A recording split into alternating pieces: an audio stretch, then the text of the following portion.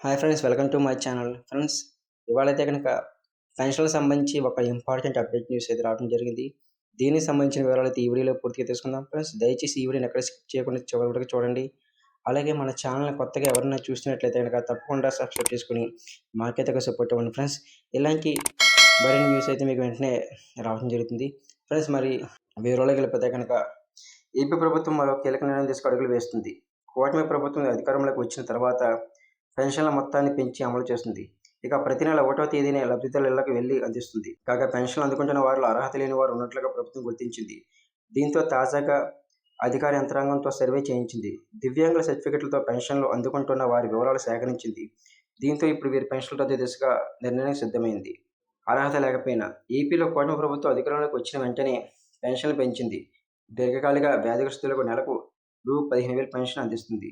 అయితే వీరితో పాటుగా వైకల్యంతో బాధపడుతున్న వారిలో అర్హుల విషయంలోనూ ఫిర్యాదులు వచ్చాయి.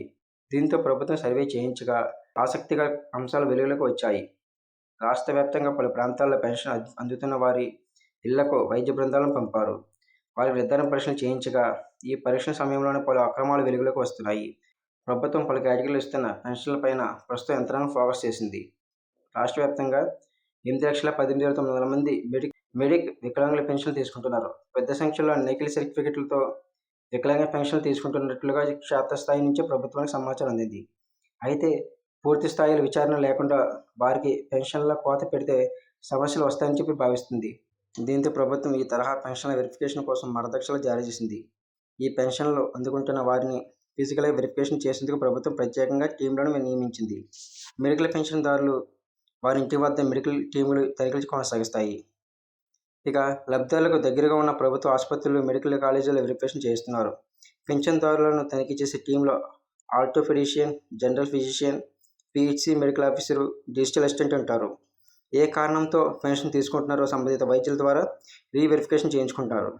ఈ వెరిఫికేషన్ ప్రక్రియలో ఎవరైనా ఆరోపణలు ఉన్నట్లుగా బోగస్ సర్టిఫికెట్ల పెన్షన్లు పొందుతున్నట్లు గుర్తిస్తే వారికి సంబంధించి ప్రభుత్వానికి సమాచారం ఇవ్వనున్నారు.